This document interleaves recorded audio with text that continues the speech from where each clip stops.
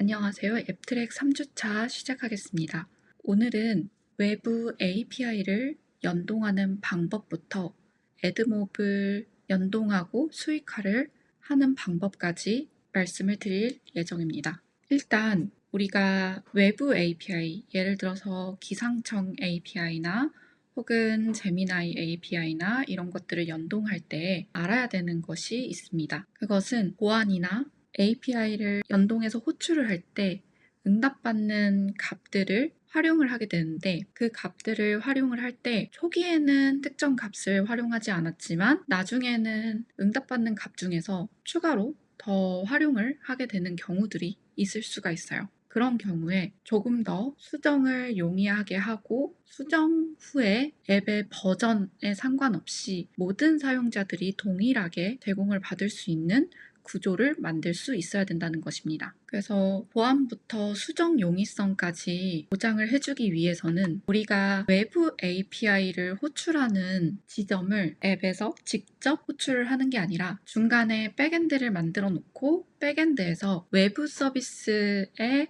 API를 호출을 하고 응답값을 받아서 가공한 다음에 우리 앱에 정보를 제공하는 구조를 만들 수 있어야 됩니다. 그래서 화면에서 보이다시피 서비스를 만들 때에는 중간에 백엔드 서비스를 처음부터 구축하기는 어려울 수 있으니 슈퍼베이스를 연동을 해서 슈퍼베이스에서 외부 API를 호출하는 그 구조를 만들어 줄 예정이에요. 화면에 보시면 API라고 둘 다 API라고 적성이 되어 있는데, 이 API라는 것은 각 도메인에 있는 정보를 가져오기 위해서 호출하는 통신의 방식이다 라고 생각을 하시면 돼요. 그래서 우리 앱에서는 슈퍼베이스에게 예를 들어서 제미나이 API를 호출해서 응답값을 주세요 라는 방식으로 API를 호출을 할 거고, 그러면 슈퍼베이스에서 우리 앱에서 호출한 그 API 요청을 읽고 외부 서비스인 제미나이에서 API를 호출을 하고 제미나이에서 직접 응답값을 받아서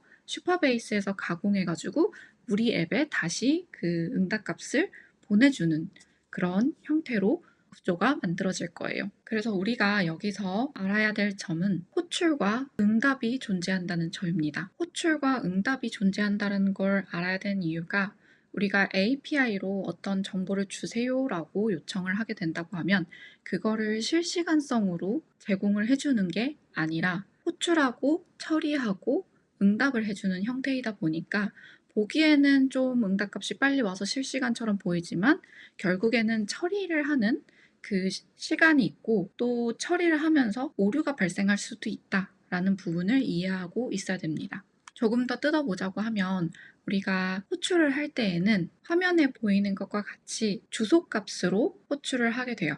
주소값과 신뢰할 수 있는 서비스에서 요청을 합니다 라는 거를 알려주기 위해서 추가적으로 값을 담아서 요청을 한다라는 부분이에요. 예를 들어서 요청 헤더에 우리 서비스에서 인증받은 키값이 아니라 다른 키값이 담아져서 이 API로 호출을 하게 된다고 하면 API를 받은 쪽에서는 인증 키값이 우리가 발급해준 인증값이 아니기 때문에 응답값으로 에러를 내려주게 돼요. 그래서 우리가 요청을 할 때에는 인증받은 키값을 헤더에 넣어야 된다라는 부분만 인지를 하고 있으면 됩니다. 또 API를 호출을 하고 난 다음에는 응답받는 값에 대해서 이해를 하고 있어야 됩니다. 응답값은 화면에 보이는 것처럼 두 가지로 구성이 되어 있어요. 첫 번째는 이 응답이 사용할 수 있는 상태의 응답인지 안내해주는 상태 코드, 그리고 두 번째는 응답에 대해서 제공된 정보를 보여주는 바디값, 이렇게 두 가지로 구성이 되어 있고, 상태 코드는 200번, 400번, 500번 이렇게 알고 계시면 됩니다. 200 같은 경우에는 실제로 호출이 유효하고 인증이 통과되어서 응답받으려는 값이 응답이 정상적으로 내려왔다라는 걸 알려주고요. 400번대와 500번대는 이 API 호출이 문제가 있다라는 것을 알려주는 것입니다. 그 문제가 있다는 거에서 400번대는 클라이언트에서 호출을 할 때 잘못된 값을 넣거나 혹은 인증받지 않은 값을 넣어서 호출을 했다라는 것을 알려주는 거고요. 500번대는 실제로 인증은 제대로 되었는데 서버 쪽에 문제가 생겨서 응답값을 줄 수 없어요 라고 알려주는 코드예요. 그래서 400번이나 500번 같은 경우에는 이 코드가 내려올 때 응답 바디에 응답에 대한 오류 메시지가 함께 내려오게 돼요. 그래서 어느 부분에서 문제가 있는지를 상세하게 알려주고요. 또 200번 코드로 내려오면 정상적으로 호출을 하고 응답해 줄 수 있는 상황이다 라고 말씀을 드렸잖아요.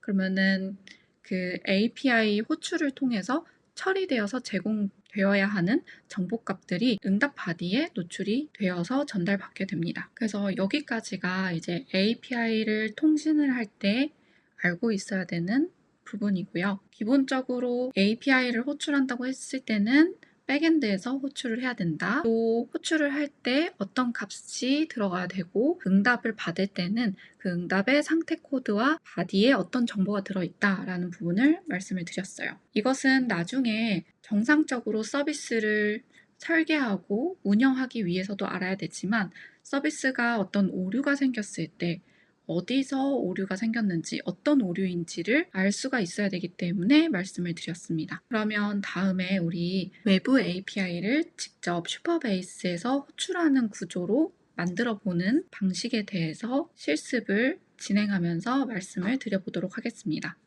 오늘은 기상청 API를 사용을 해서 날씨에 따라서 옷을 어떻게 입어야 할지 추천을 받는 기능을 만들어 볼 예정이에요. 그래서 일단은 슈퍼베이스에서 프로젝트를 만들고 그 프로젝트를 연결해서 한번 만들어 보려고 합니다.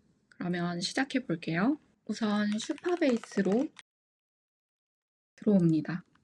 슈퍼베이스에서 로그인을 해주시면 이제 대시보드에서 프로젝트를 만드실 수가 있어요. 프로젝트를 만드는 방법은 뉴 프로젝트를 누른 다음에 프로젝트의 이름과 데이터베이스의 비밀번호를 설정을 하고 지역을 설정해 주시면 만들어지게 돼요.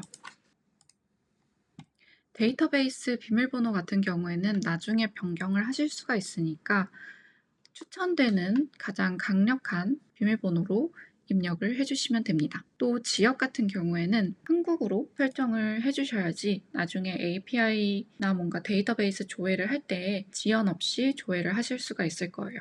또 이제 보안 항목에서는 일단은 기본적으로 설정되어 있는 이 항목을 사용을 하시면 되고 RLS 설정 같은 경우에는 보안을 적용하는 데 있어서 좀 도움이 많이 되는 기능이긴 한데 이 기능이 초보자가 사용을 하기에는 조금 어려울 수 있기 때문에 이거는 되도록이면 언체크를 해주시는 거를 추천을 드립니다. 초보자가 사용하기 어렵다는 이유는 나중에 이 RLS를 설정을 했을 때 데이터베이스를 조회하는 과정에서 좀 문제가 생길 수가 있어요. 꼬일 수가 있어서 꼬였는데 어느 부분에서 좀 문제가 생긴 건지를 정확하게 인지하기가 어려울 수 있기 때문에 일단은 언체크를 말씀을 드린 거고 이건 언제든지 설정을 다시 할 수 있으므로 일단은 연습하는 단계에서는 체크를 해제해 주시고요.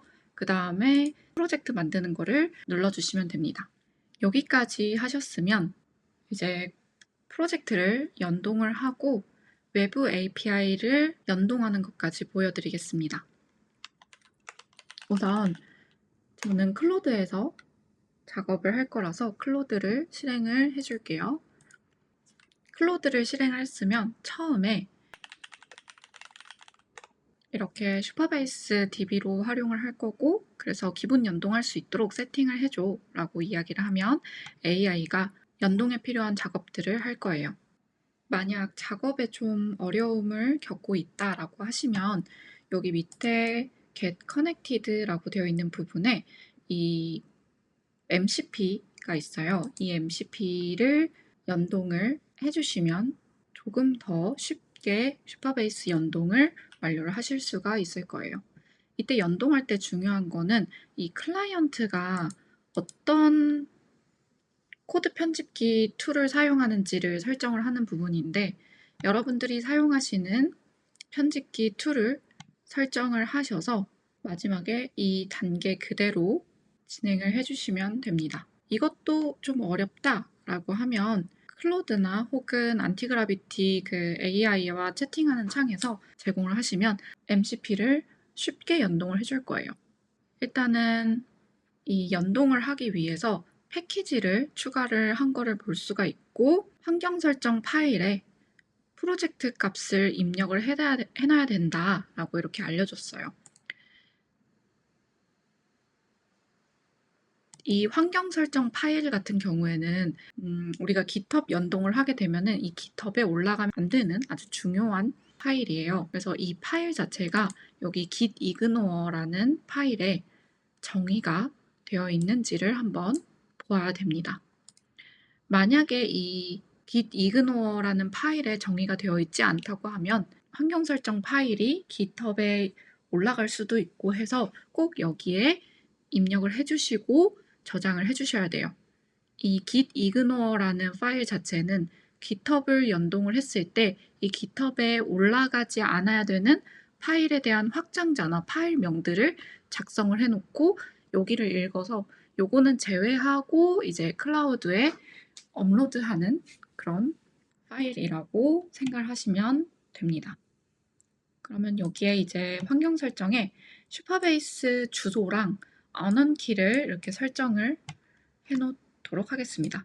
슈퍼베이스 주소 값은 처음에 대시보드를 들어오시면 대시보드 제목 아래 보여지는 이 주소 값이에요. 요거를 눌러서 복사를 해주시고요.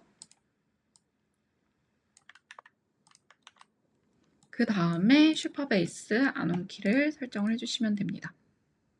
안온키는 프로젝트 세팅에 API 키를 눌러서 레거시 안온이라고 되어 있는 탭을 누른 다음에 안온 퍼블릭을 복사를 해서 넣어주시면 됩니다. 그러면 이 다음에 해주셔야 되는 게 실제로 키를 넣었고 이게 잘 연동되는지 확인을 해줘야 돼요. 그래서 여기다가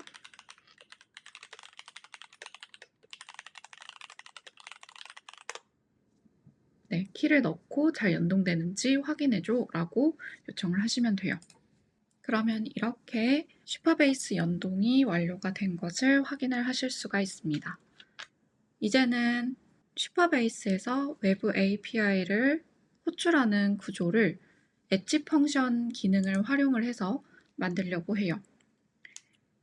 이 엣지 펑션이라는 기능은 앱에서 직접 외부 API를 호출을 한다던가 혹은 결제나 정산 같은 처리를 해야 된다고 했을 때 그 처리를 앱에서 하는 게 아니라 이 슈퍼베이스 내에서 처리할 수 있도록 만들 수 있는 기능이다라고 보시면 됩니다. 그래서 우선 이 엣지 펑션에서 기상청 API를 활용해서 날씨 정보를 가지고 오고 그 가지고 온 날씨 정보 기반으로 그날 입어야 되는 옷차림이 어떤 옷차림인지를 알 수 있도록 하는 기능, 응답해주는 기능을 만들어 볼게요.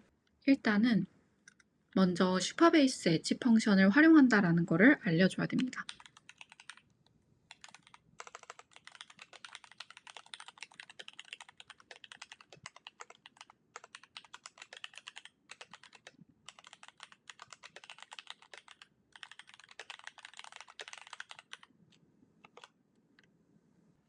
그 다음에 엣지 펑션에서 직접 기상청 API를 호출을 해야 되고 받은 응답값 기준으로 제미나이에게 제공을 해서 가공을 하는 구조, 또 구조화된 제이슨 값을 반환을 하는 이 처리 흐름으로 가야 된다라는 부분을 알려줘야 하고요.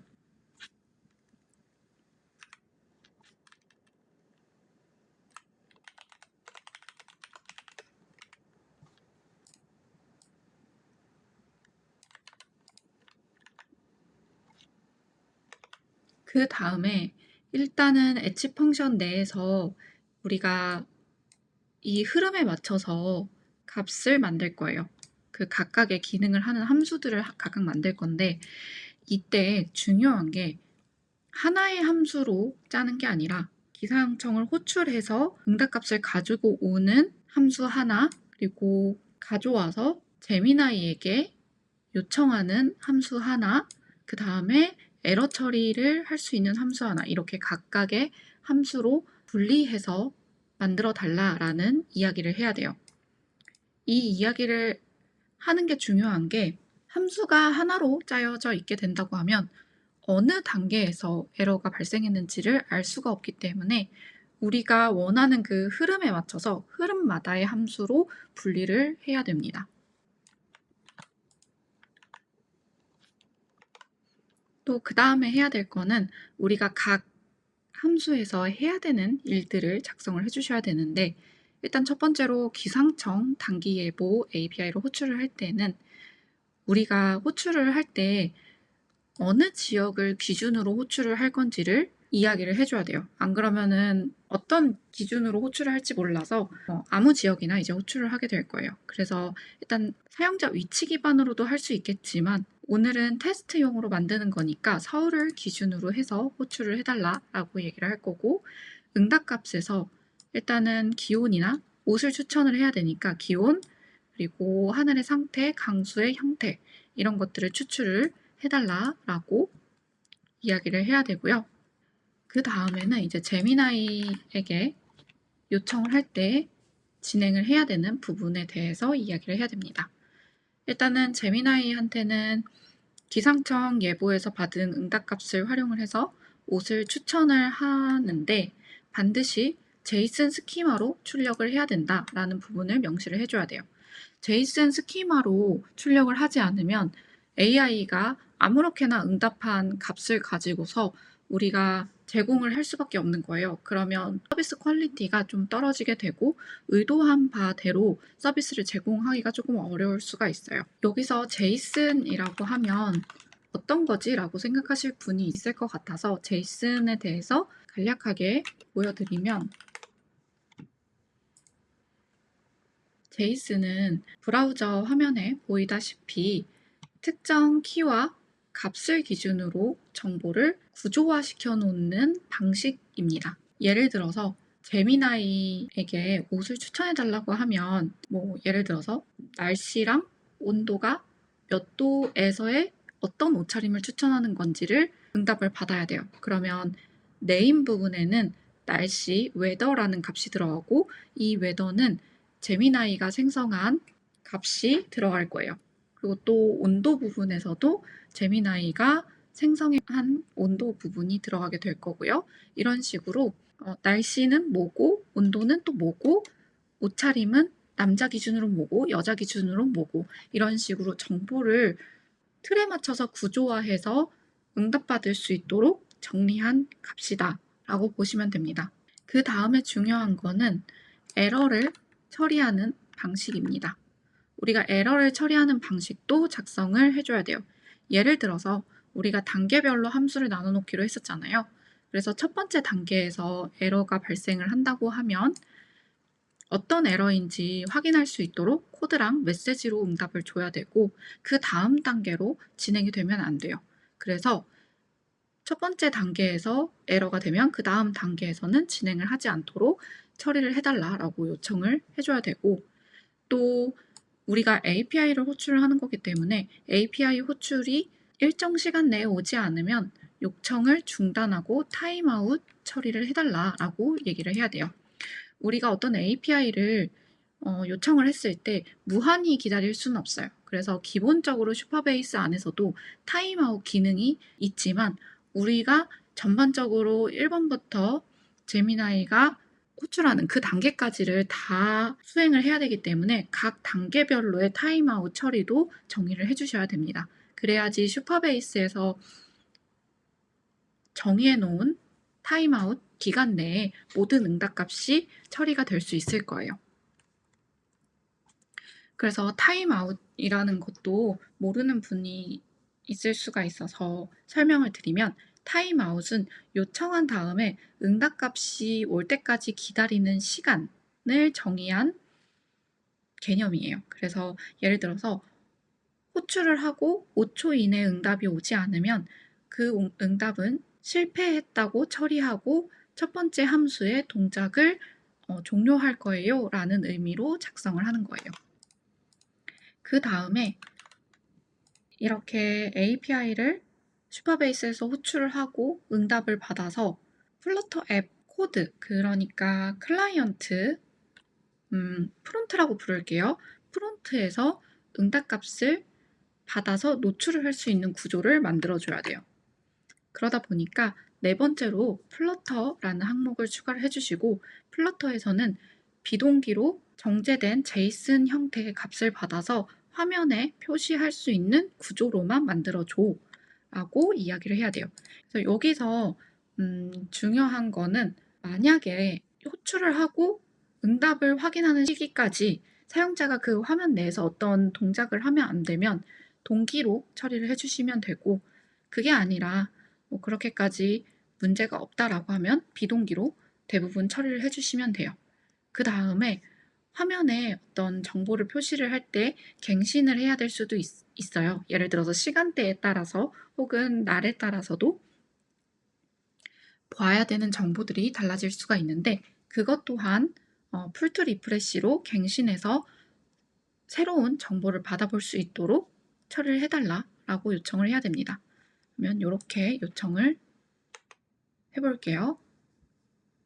그러면 이제 기상청 API 서비스 키를 발급하는지 물어봤는데, 저는 발급이 완료가 됐기 때문에 일단은 발급 완료라고 하고, 제미나이 키도 이제 발급을 받았다는 가정하에 이제 엣지 펑션 환경 변수로 관리를 하겠다라고 얘기를 하고, 만약에 이 슈퍼베이스를 사용을 할 때 하나의 계정으로만 사용을 하시는 분들이 있다고 하면, 슈퍼베이스 엣지 펑션 기능을 슈퍼베이스 CLI 프로젝트로 사용할 수 있도록 세팅을 해달라고 하면, 슈퍼베이스 엣지 펑션에 들어갈 코드를 작성을 하고 그거를 슈퍼베이스에 자동으로 설정을 해주게 될 거예요. 근데 저는 이 프로젝트뿐만 아니라 다른 프로젝트들도 운영을 하고 있기 때문에 그냥 엣지 펑션 코드만 사용하도록 할게요. 일단 여기서 중요한 게, 이제 슈퍼베이스 엣지 펑션에 그 API 키를 넣어 놓는 게 중요해요. 엣지 펑션을 사용을 할 때 키 값을 이 엣지 펑션의 시크릿에서 직접 조회해서 사용을 하게 되거든요. 그러다 보니까 엣지 펑션 메뉴에 들어오면 시크릿이라는 메뉴를 눌러서 추가를 하실 수가 있어요. 그러면 여기에 네임과 밸류를 눌러서 추가를 할 수가 있는데, 일단은 코드 내에서 어떤 정보로 활용을 하는지를 한번 보고 추가를 하도록 하겠습니다.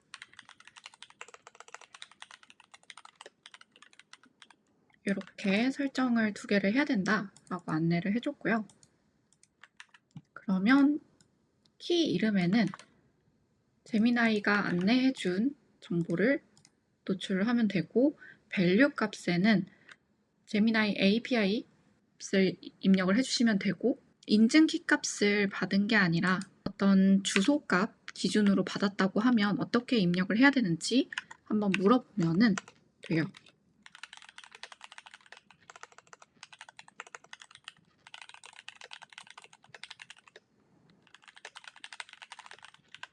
이렇게 기상청에서는 나는 서비스 키가 아니라 주소 값으로 받았어 라고 알려주고, 뭘 입력하면 되는지 물어보면 돼요.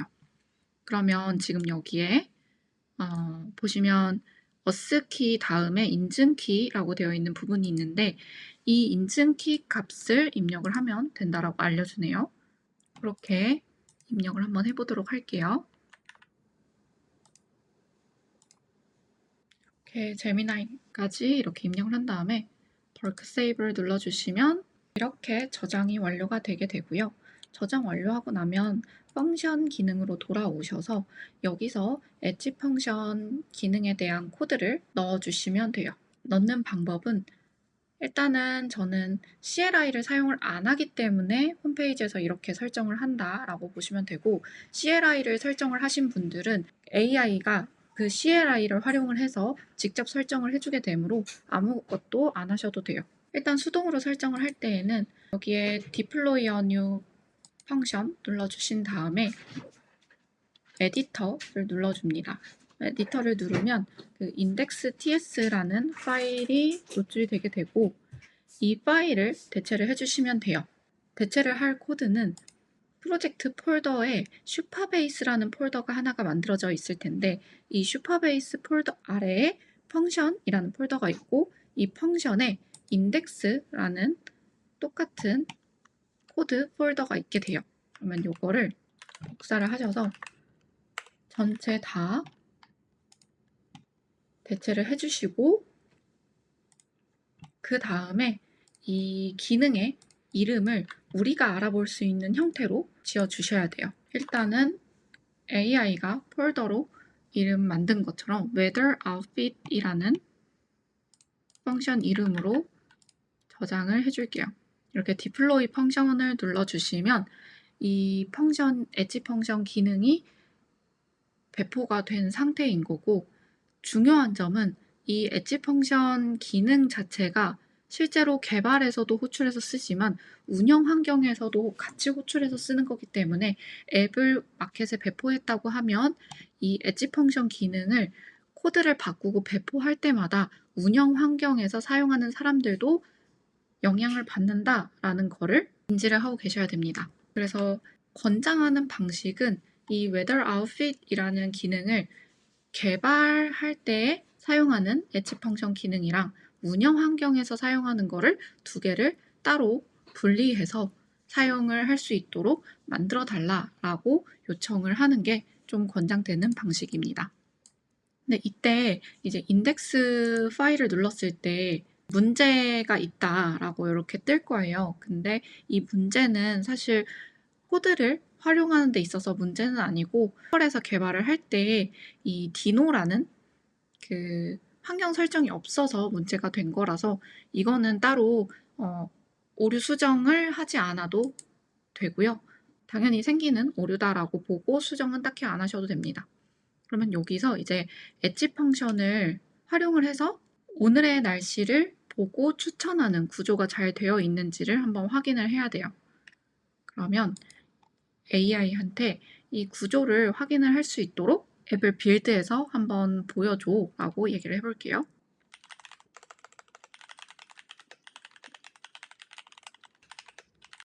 그러면 일단 오늘 기준으로 잘 동작하는지 확인을 하고 싶기 때문에 시뮬레이터를 실행해서 앱을 직접 빌드해주고 앱 화면에서 어떻게 동작하는지를 한번 보도록 하겠습니다.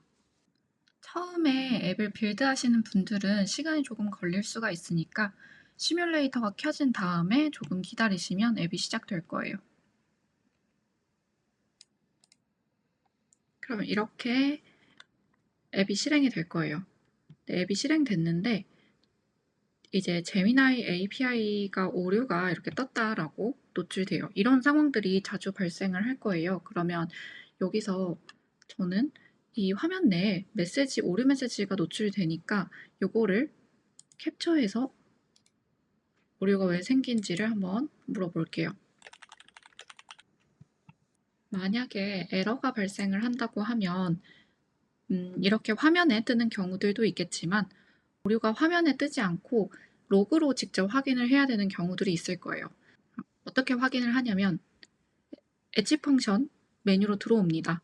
메뉴에 들어오셔서 만든 기능을 눌러주시고 로그 탭이나 인보케이션 탭 두 곳에서 확인을 하실 수가 있어요. 혹은 여기 최근에 오류가 생긴 API 호출권을 눌러서 보신 다음에 여기서도 어떤 오류인지를 보실 수 있는데 이게 500이니까 실제로 API를 호출하는 부분에서는 문제가 없고 응답값을 받는 서버에서 문제가 생긴 거예요. 그러면 여기서 이 응답값에 대한 거를 복사를 해서 AI한테 제공을 해주고 어떤 오류인지를 해석해달라 혹은 수정해달라 라고 요청을 하면 됩니다. 보면은 모델이 제미나이 2.0 플래시인 것 같아요. 그러면 이거를 2.0은 디프리케이티드 됐다라는 걸 알려주고 3.0으로 바꾸는 거로 해볼게요. 그러면 코드가 바뀌었으니까 바뀐 코드를 다시 코드 탭에 들어와서 저장을 해주시면 되고요. 다시 한번 실행을 해보도록 할게요. 다시 실행했을 때도 오류가 나와서 이 오류에 대해서도 한번 물어볼게요.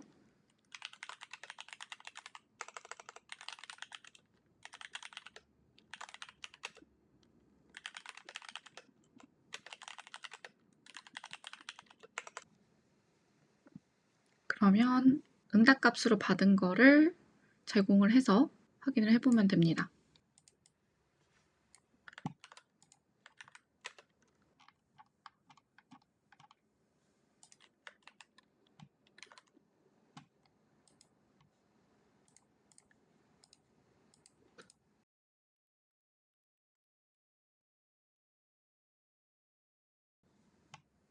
다시 한번 볼게요. API를 호출하는 동안 어떤 순서로 호출이 되는지를 보실 수가 있어요. 보실 수가 있고 조금만 기다리면 이제 응답값이 나오게 될 거예요. 보면은 여기에 현재 날씨의 기온이나 하늘, 강수에 대해서 데이터가 나오지가 않는데 이 데이터가 나오지 않는 이유를 찾아야 돼요.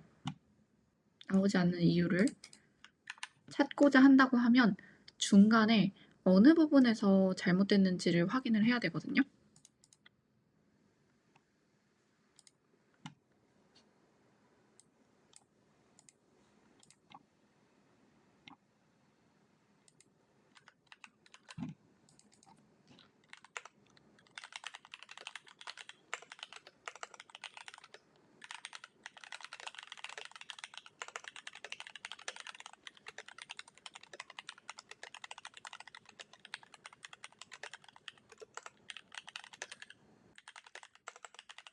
그러면 이제 성공한 응답값을 넣은 다음에 알려달라고 하면 됩니다.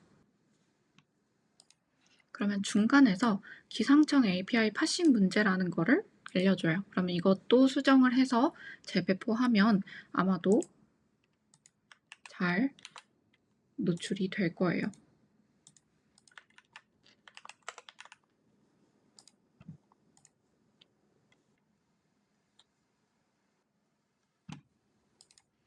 여기 보시면 이제 로그를 심었기 때문에 그 로그 기준으로 파싱 결과에 대해서 이렇게 노출을 해줘요. 그러면 원래 기상청 API 응답값에 온도나 이제 날씨에 대한 정보가 없다라는 부분을 확인을 하실 수가 있어요. 그러면은 이 정보가 어떻게 넘어오게 되는지를 AI랑 얘기를 하면서 수정을 하면 된다라고 보시면 됩니다. 그러면 여기까지가 슈퍼베이스 엣지 펑션을 활용을 해서 외부 API를 호출을 하고 그 호출한 API를 JSON 형태의 값으로 응답받아서 화면에 표시하는 것까지를 진행을 해봤습니다. 이 부분에서 중요한 거는 엣지 펑션에서 직접 호출을 하는 거기 때문에 이 호출을 하는 각 단계마다의 오류가 생기면 그 오류가 어떤 오류인지를 이해할 수 있도록 로그를 심어주고 그 로그를 슈퍼베이스 화면에서 가지고 와서 AI에게 제공을 해주고 원인을 파악해서 수정을 하고 재배포하는 형식으로 해야 된다라는 부분을 말씀을 드렸고요. 만약에 이제 운영 환경에서도 이런 상황들이 발생을 할 수가 있어요. 이런 상황들이 발생을 할 수가 있기 때문에 트래킹하기 위해서 많이 사용하는 서비스를 알고 있어야 되는데 요 센트리라는 서비스랑 파이어베이스를 연동하면 파이어베이스에서도 직접 오류를 트래킹을 할 수 있다라는 부분 말씀을 드릴 수 있습니다. 여기 파이어베이스 프레시틱스라는 요 기능을 활용을 하시면 돼요. 그러면 여기까지가 이제 외부 API를 연동하고 오류를 처리하는 방법에 대해서 안내를 해드린 거고 그 다음에는 애드몹을 연동을 해서 수익화를 하는 방법에 대해서 말씀을 드리도록 하겠습니다. 우리가 앱을 만드는 이유는 수익화를 하기 위해서 앱을 만들게 돼요. 수익화를 할 수 있는 방법은 두 가지가 있어요. 하나는 애드몹 연동해가지고 광고 수익을 얻는 방법, 두 번째는 인앱 결제를 연동을 해서 결제를 받아서 수익하는 방법.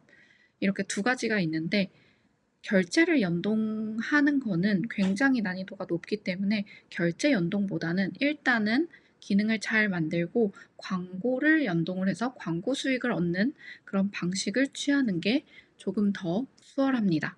그래서 요거를 한번 해보고 그 다음에 인앱 결제로 넘어가시는 걸 추천드려요. 애드몹을 연동을 하는 순서는 처음에 애드몹 사이트에 가입을 한 다음에 그 사이트에 앱에 대한 정보를 등록을 해주고 그 등록한 정보 기준으로 앱별로 광고 아이디라는 걸 발급을 받습니다. 그 광고 아이디를 코드 내에서 연동을 할 수 있도록 AI에게 설정을 요청을 하고 그 다음에 이 광고 아이디가 연동된 앱이 정상적으로 연동됐는지 확인을 하려면 as text라는 정보를 스크롤링해서 확인을 하게 됩니다. 그러면 이 as text라는 거를 설정을 해줘야 돼요. 여기까지가 이제 애드몹을 설정하는 그 순서인 거고 그 다음에 iOS 같은 경우엔 한 가지를 더 해주셔야 되는데 그 해주셔야 되는 게 ATT 권한을 설정을 하는 겁니다. ATT 권한이라는 거는 오른쪽 화면에 보이는 것과 같이 애드몹을 연결하게 되면은 사용자의 활동을 추적을 해서 그 사용자 맞춤형 광고를 내주거든요. 그러다 보니까 이 사용자의 활동을 추적을 할 것인지 말 것인지를 사용자가 직접 결정할 수 있도록 시스템 팝업 권한을 띄워서 설정을 할 수 있도록 하는 거예요. 만약에 애드몹을 연동했는데 이 시스템 팝업을 노출을 하지 않는다라고 하면 iOS 같은 경우에는 리젝을 당할 수가 있어요. 그렇다 보니까 애드몹을 연동을 하면 무조건 팝업 띄우는 거를 설정을 해주셔야 됩니다. 우리가 앞서 말씀드린 것 같이 그 순서를 통해서 이제 애드몹을 연동을 하게 되는데 이때 중요한 게 그 아이디의 정보 구조가 어떻게 되어 있는지를 이해하고 있어야지 우리가 조금 더 수월하게 설정을 할 수가 있어요. 애드몹에 가입하게 되면 그 가입한 계정이 퍼블리셔 아이디라는 형태로 적용이 되고 이 계정 내에 각각의 앱별로 광고 단위의 앱 아이디를 발급을 받아야 되고 그 OS 하위에 광고 구자들을 만들 수가 있어요. 예를 들어서 전면 광고, 네이티브 광고 이런 식으로 만들 수가 있거든요. 광고 구자별로 아이디를 만들어서 그 아이디에서 광고를 띄우는 형태가 될 수가 있어서 이렇게 OS별로 아이디가 있고 그 하위에 구자별 아이디가 있다라는 부분을 이해를 하고 계셔야 됩니다. 그래서 만약에 문제가 생겼으면 어느 구자에서 문제가 생긴지를 배너 광고 아이디 기준으로 찾아보실 수가 있어요. 그 다음에는 이제 우리가 애드몹을 연동을 했으면 수익을 조금 극대화시키는 방법에 대해서 이해를 하고 있어야 돼요. 수익을 극대화시킬 수 있는 방법은 3가지 방식이 있어요. 광고 형식을 설정하는 방식, 그리고 미디에이션 설정, UX 최적화 이렇게 방식이 있는데 하나씩 설명을 드리면 광고 형식 같은 경우에는 우리가 형식을 어떤 거를 하느냐에 따라서 조금 광고의 수익이 달라질 수가 있는데 우선 광고의 수익을 가장 높게 받을 수 있는 거는 네이티브 형식의 광고 구자를 설정하는 것과 가운데 보이는 것과 같이 실행됐을 때 오프닝 형식으로 광고를 보여주는 방식이 또 있어요. 이런 구자가 있고 마지막으로는 전면 광고 구자를 도입을 하는 게 광고 수익을 높이는데 가장 중요한 요인이 될 수 있습니다. 그래서 네이티브, 오프닝 광고, 전면 광고 이렇게 도입하는 것을 고려해 보시면 좋고 그 다음에 미디에이션 설정이라는 게 있어요. 미디에이션 설정이라는 것은 노출 구자는 하나인데 이 노출 구자에 여러 배급사의 광고를 경쟁해가지고 노출하도록 설정을 해주는 건데 그러다 보니까 노출은 그대로이지만 노출당 발생하는 수익 금액 ECPM이라고 하는데 이 ECPM이 금액이 높아져서 광고 수익이 높아질 수 있다라는 부분입니다. 다음으로는 이제 광고가 노출되는 그 과정에 대한 경험을 최적화하는 게 중요한 요인 중에 하나입니다. 2가지를 고려를 하셔야 돼요. 일단은 노출 순서와 노출되는 구자의 위치인데요. 노출 순서라고 하면 예를 들어서 전면 광고 같은 게 사용자의 흐름상에서 어느 단계에서 노출을 시키는 게 사용자가 이탈하지 않고 이 광고를 끝까지 시청할 가능성이 높을까에 대해서 고민을 하고 순서를 지정하는 것이고요. 노출 위치라고 하면 이 광고가 중간에 하나의 화면에서 예를 들어서 목록에 띄우는 광고다라고 하면 그 목록 상에 광고가 노출될 텐데 이 광고가 어디에 노출이 되어야지 노출 당 수익이 가장 높아질 것인지를 설계하는 것이에요. 가장 좋은 거는 처음에 들어가는 화면상에 노출이 되는 게 가장 좋겠죠.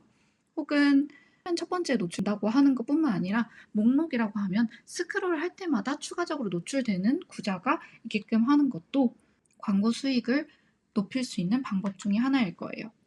그래서 광고를 노출하는 경험을 설계를 할 때 중요한 기준으로 생각하셔야 될 것은 사용자가 어떤 작업을 완료하기 전에 노출을 해주거나 혹은 보상을 받은 다음에 노출을 해준다고 하면 사용자가 광고를 끝까지 보고 종료 처리를 하게 될 거예요. 그러면 끝까지 본다고 하면은 그 노출의 수익이 가장 높아지기 때문에 두 가지 기준에 맞춰서 설계를 해주시면 됩니다. 마지막으로 중요한 것은 닫기 버튼 클릭 영역을 작게 만들 설계는 하지 않는 게 중요합니다. 만약에 그런 게 발견된다고 하면 애드몹 광고를 더 이상 사용할 수 없도록 금지 처리가 되는 그런 문제가 생길 수도 있기 때문에 이 부분은 꼭 기억을 하고 계셔야 됩니다. 그러면 우리 이제 애드몹을 직접 설정하는 실습을 진행을 해보도록 하겠습니다. 앞서 보여드렸던 그 설정 순서에 맞춰서 설정을 진행하게 될 거예요. 애드몹 홈페이지에 들어와 주시고 가입을 완료하지 않은 분들은 가입을 완료를 해주세요. 가입을 하실 때는 여기 정보들 이렇게 선택을 해주시면 되고요. 전화번호 입력을 해주시면 됩니다. 그러면 이제 이렇게 귀하의 정보를 검토하고 있다라고 뜰 거예요. 그러면 계속해서 애드몹을 사용한다 눌러주시고요. 검토가 끝나고 나면은 아마 결제 설정 해달라고 뜰 거예요. 그러면 결제 설정 해주시면 되고 여기서 우리가 설정하는 거를 하기로 했으니까 설정을 해보도록 할게요. 여기서 보면 첫 번째 앱을 추가를 해주셔야 되는데 이때 만약에 iOS만 만든다 하시면 iOS만 해주시면 되고 안드로이드까지 한다 하면은 iOS랑 안드로이드랑 둘 다 각각 한 번씩 만들어 주시면 돼요. 저는 일단은 iOS 기준으로 만들어 보겠습니다. 일단 앱스토어에 등록이 안 되어 있으니까 아니요 선택을 한 다음에 계속 눌러주시고 앱 이름은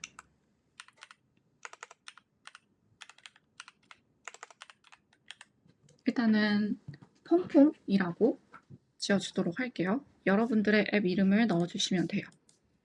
그러면 이렇게 앱 단위가 추가가 됐고 그 다음에 해주셔야 되는 게 이 iOS 앱의 아래에 광고 단위를 추가를 하는 거예요. 광고 단위를 추가할 때는 앞서 말씀드린 것처럼 그 전면 광고나 뭐 오프닝, 뭐 보상형 이런 광고들을 선택을 해주시면 되고 저는 일단은 오프닝 광고로 선택을 해보도록 할게요. 그리고 여기에 앱 광고 단위 이름 같은 경우에는 구분하기 쉽게 지어주시면 돼요.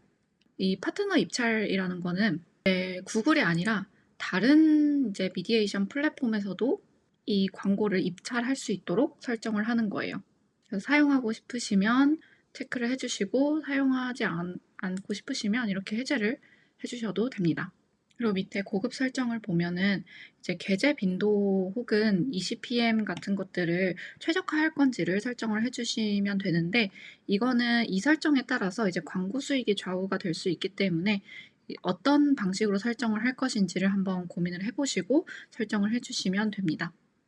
일단은 예를 들어서 최적화를 선택을 하는데 수익성이 높은 광고만 이제 노출을 하겠다라고 하면은 일단은 노출률이 조금 떨어질 수는 있어요. 그러다 보니까 요거보다는 이제 중간으로 설정을 해주시는 게 좋습니다. 그 다음에 이제 광고 단위 아이디를 이제 사용을 해주셔야 되는데 이거는 일단은 개발 환경에서는 사용하지 않고 운영 환경에서만 이 광고 아이디를 설정을 해야 되니까 요거는 복사를 해서 어딘가에 이제 저장을 좀 해두시는 거를 권장드립니다. 예를 들어서 저는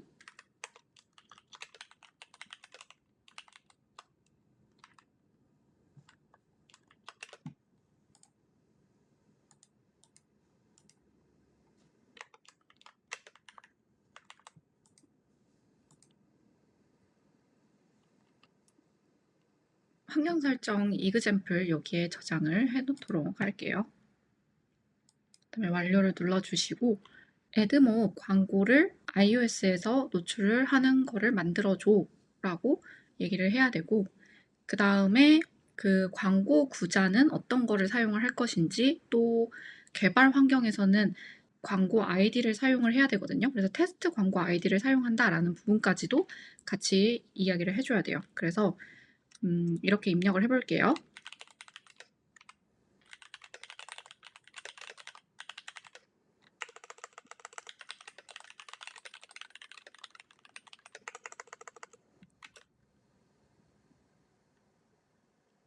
이렇게 애드몹 광고고 iOS면 설정하고 테스트 광고 아이디를 사용해서 오프닝 광고를 설정을 해줘 라고 요청을 하면 조금 기다리면 이제 AI가 작업을 완료를 할 거예요. 그러면 조금 기다려 보도록 할게요. 여기 보시면 테스트 광고 아이디도 직접 제공을 하진 않았지만 인터넷에서 찾아서 이렇게 넣어준 거를 확인을 할 수가 있어요. 그리고 필요한 패키지들 설치를 하고 이제 광고를 노출할 수 있는 구자를 코드로 작성을 하게 될 건데 조금 더 기다려 볼게요. 그러면 이렇게 이제 완료가 된 내용을 보여주게 되고, iOS 같은 경우에는 애드몹 연동을 할 때 ATT 권한을 반드시 띄워서 허용 여부를 받도록 설정을 해야 된다라고 말씀을 드렸어요. 그래서 iOS에서 ATT 권한을 설정할 수 있도록 코드를 짜달라고 요청을 해볼게요.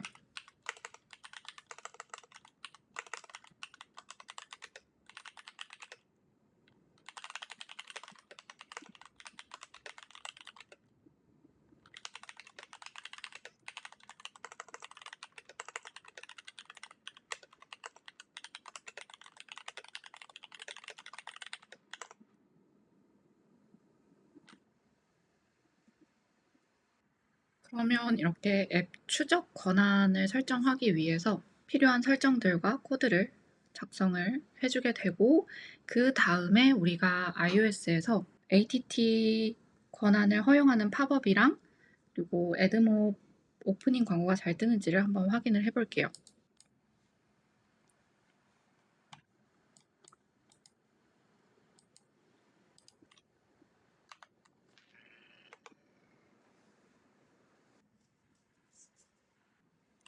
그러면 이렇게 빌드가 완료되면은 ATT 권한이 이렇게 뜨는 거를 확인을 하실 수가 있고, 오프닝 광고가 뜨지 않아서 뜨도록 한번 얘기를 해볼게요.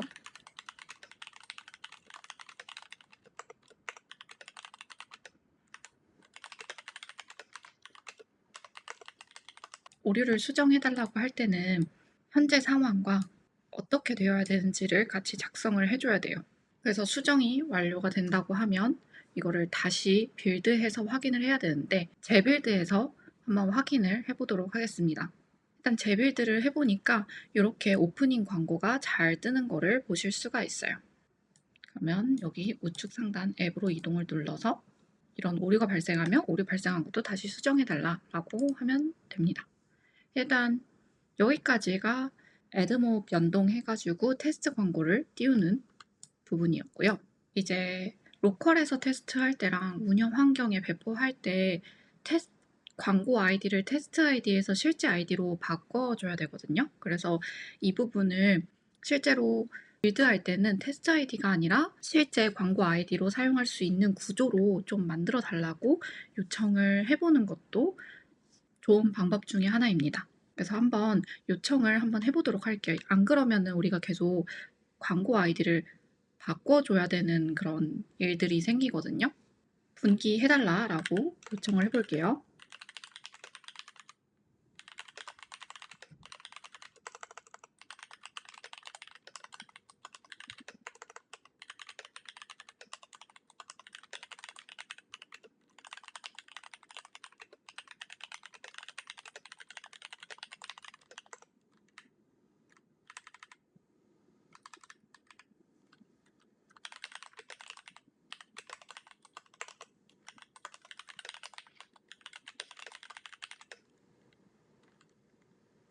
만약에 로컬에서 실제 광고 아이디로 계속 사용해가지고 테스트를 진행을 한다고 하면 이게 걸렸을 때 애드몹 수익화를 못하고 이제 계정이 정지되는 문제가 생길 수 있거든요. 그래서 로컬에서 테스트할 때는 항상 테스트 아이디로 진행을 해주시고 운영 환경에 배포할 때만 실 광고 아이디를 사용할 수 있도록 만들어 주셔야 됩니다. 그래서 이거를 AI에게 어떻게 좀 하면은 힘을 좀 덜 들이고 사용할 수 있는지를 한번 물어보고 적용을 해주시면 돼요. 그러면 AI가 추천한 방식대로 진행을 해주시면 되고, AI는 빌드할 때에는 실제 광고 아이디를 넣어서 빌드를 해주고, 그게 없으면 로컬에서 있는 테스트 아이디를 읽도록 하는 걸로 작업을 이렇게 해주게 될 거예요. 그래서 이 부분까지 완료를 해주시면 기본적으로 애드몹을 연동하는 것 관련해서는 작업이 종료가 된 거고요. 그러면 이제 구글 애즈 텍스트를 설정하는 순서만 남았습니다. 구글 애즈 텍스트는 홈화면에서 앱 모든 앱 보기를 누른 다음에 이 앱 애즈 텍스트 설정하기로 하시면 되는데, 이 앱 애즈 텍스트 같은 경우에는 본인의 서비스의 홈페이지에다가 설정을 해주셔야 돼요. 근데 지금 홈페이지가 없거나 혹은 만들기 어려운 분들 같은 경우에는 파이어베이스 콘솔에서 만들 수가 있습니다. 여기 파이어베이스 콘솔로 이동을 해주신 다음에 새 프로젝트 만들기를 해서 프로젝트 이름을 폴더 이름이랑 동일하게 생성을 해주시고요. 그 다음에 이제 이렇게 애널리틱스 계정 연동을 해주시고, 이렇게 파이어베이스 콘솔에 구글 애즈 텍스트를 호스팅할 수 있는 프로젝트를 하나를 만든 다음에, 이 다음에 해주셔야 될 게 지금 보이는 이 프롬프트를 강의 교환에도 그냥 그대로 들어가 있어요. 그럼 교환에 있는 프롬프트를 복사해서 AI한테 설정을 요청을 하면 돼요. 근데 설정을 할 때 중요한 점은 앱 애즈 텍스트의 코드 스니펫을 이 마크다운 요 프롬프트에 그대로 넣어주셔야 된다는 점이에요. 그대로 넣어주신 다음에 이거를 이 그대로 설정해달라라고 요청을 하면은 이제 as 텍스트 파일 생성이랑 호스팅에 대한 내용은 끝나게 돼요. 그러면 여기서 중요한 게, 이거를 설정하고 나면은 그 호스팅된 URL을 이렇게 제공을 해줄 거예요. 그러면 이 URL 자체를 나중에 마켓에 등록을 할 때 그 플레이스토어나 앱스토어 같은 경우에 마케팅 URL로 등록을 해주셔야지 광고를 받아오고 정상적으로 송출을 할 수가 있습니다. 그래서 여기까지 진행을 완료를 해주시면 구글 애드몹 설정까지 완료가 됩니다. 마지막으로 이제 과제에 대해서 설명을 드릴게요. 이번 주 과제 같은 경우에는 안내드린 것을 따라해서 애드몹을 적용을 해주시고, 그 적용된 화면을 캡처해서 보내주시면 됩니다. 그리고 또 오늘 외부 API 연동하는 거를 말씀을 드렸었는데, 혹시라도 외부 API를 연동을 해보시면서 뭔가 어려운 점이 있었다고 하면은 과제를 남겨주실 때 같이 이제 남겨주시면 저희가 라이브 시간에 답변을 드리도록 하겠습니다. 네, 그러면 오늘 3주차 강의 수강하느라 고생 많으셨어요.